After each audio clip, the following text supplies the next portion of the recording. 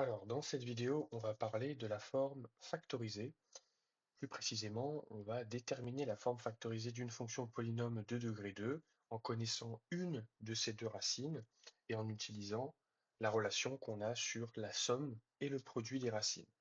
Donc déjà, qu'est-ce que c'est que la forme factorisée? Donc là, je t'ai fait apparaître à l'écran les trois principales formes pour une fonction polynôme de degré 2. Donc premièrement, la forme développée, celle qu'on a en général. La forme canonique, ici on ne va pas s'intéresser à cette forme, puis la forme factorisée, c'est ça qui va nous intéresser ici. Donc on écrit une fonction de polynôme de degré 2 comme un certain coefficient, a, qui est toujours le même pour les trois formes, en facteur de x moins x1, x moins x2, avec x1 et x2 qui sont les racines de la fonction polynôme de degré 2, c'est 0. Donc ici on va s'intéresser à la forme factorisée. Donc dans un premier temps, on va regarder les résultats qu'on va utiliser. Donc tout part de cette proposition.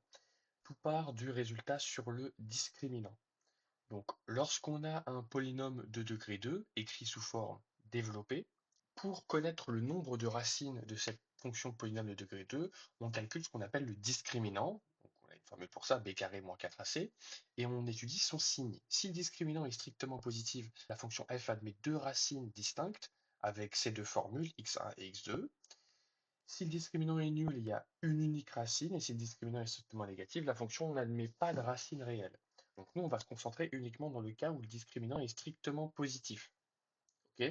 Donc dans le cas où on a deux racines distinctes.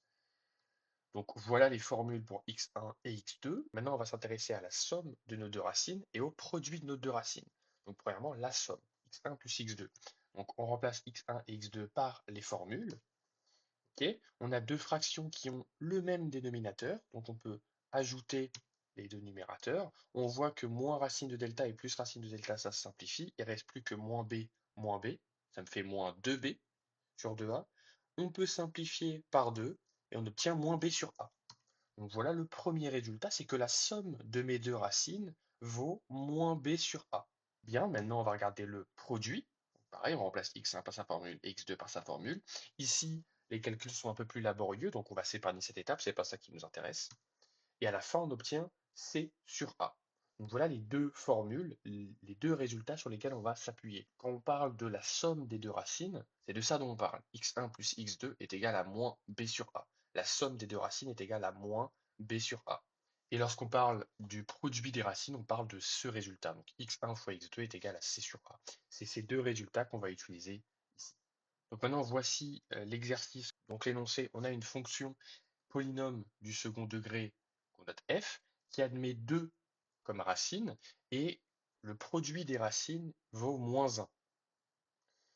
On nous donne une information supplémentaire, c'est que f de 1 vaut 1, et il faut déterminer la forme factorisée de la fonction f. Donc je t'ai remis à l'écran la forme factorisée de la fonction f.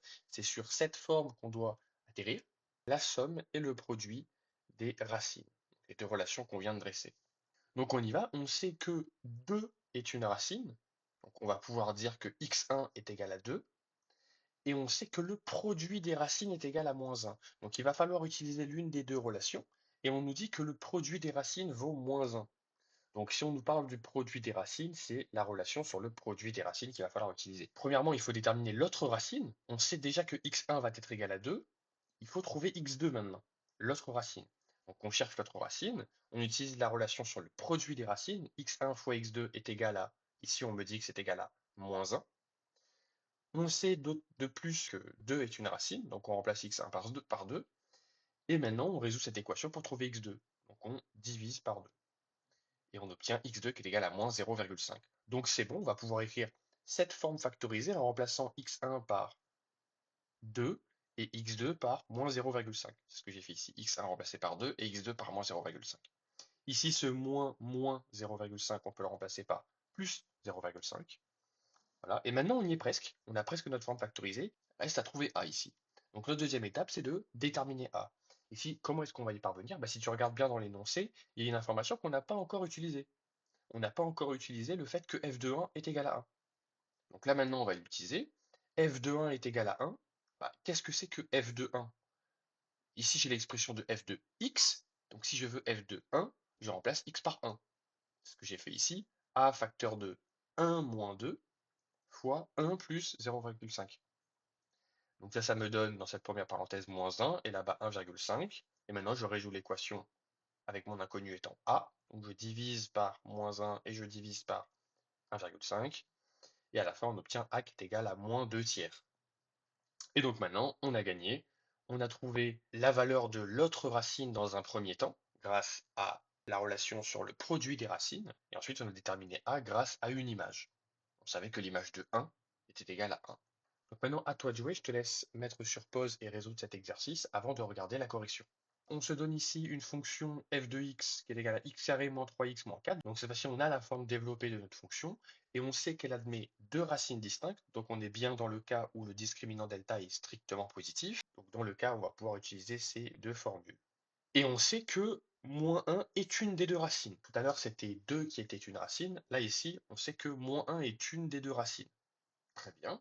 Il faut retrouver l'autre racine en utilisant la somme ou le produit, donc en utilisant l'une des deux relations. Et ensuite, il faut en déduire la forme factorisée de f. Donc dans un premier temps, il faut trouver l'autre racine. Je t'ai fait ici les deux méthodes. Donc la première en utilisant la relation sur la somme des racines. La deuxième méthode en utilisant la relation sur le produit des racines. Les deux marchent ici. Étant donné qu'on a l'expression de f sous la forme développée, donc ax carré plus bx plus c, avec a ici qui est égal à 1, b qui est égal à -3 et c qui est égal à -4. Si on regarde la première méthode en utilisant la somme des racines, la relation x1 plus x2 est égale à -b sur a. x1, la première racine, on sait que c'est -1, donc je remplace x1 par -1. Et ensuite, le moins, je le recopie. B sur A, B, on a dit que ça vaut -3, et A, ça vaut 1. Ensuite, ce -3 sur 1, ça vaut 3. Et ce -1, on l'envoie de l'autre côté, ça devient 3 plus 1, ça vaut 4. La deuxième racine, x2, est égale à 4. Ou bien la deuxième méthode, en utilisant la relation sur le produit des racines. Les deux sont équivalentes, il n'y a pas une qui est meilleure que l'autre. Ici, on peut utiliser les deux. Donc, la deuxième relation sur le produit, x1 fois x2 est égal à c sur a. x1, on sait que c'est -1, la première racine. Et on cherche x2, la deuxième racine, est égal à c sur a. C, on a dit que c'est égal à -4, et a est égal à 1. -4 sur 1, ça vaut -4. Et donc là, il y a un -1 en facteur de x2 pour me débarrasser de ce -1. Je divise par -1, -4 sur -1, ça vaut 4. Donc dans les deux cas, forcément, on doit retrouver la même valeur de x2. Donc maintenant qu'on connaît la valeur de x2, qui vaut 4, je peux écrire ma forme factorisée. Donc a, ici, on sait que a vaut 1.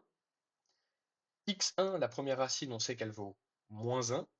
x2, la seconde racine, elle vaut 4. Donc ici, a, j'ai remplacé par 1. x1, on le remplace par -1. Et x2, on le remplace par 4. Bon, ici, ce -1, ça vaut plus 1. Et le 1 devant la parenthèse, on peut ne pas le mettre. Et donc, on obtient bien la forme factorisée de la fonction f.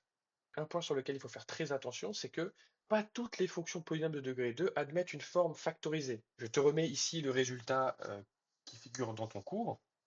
Si on a une fonction polynôme de degré 2, si on a sa forme développée, ax carré plus bx plus c, on calcule son discriminant, delta, qui est égal à b carré moins 4ac, on regarde son signe.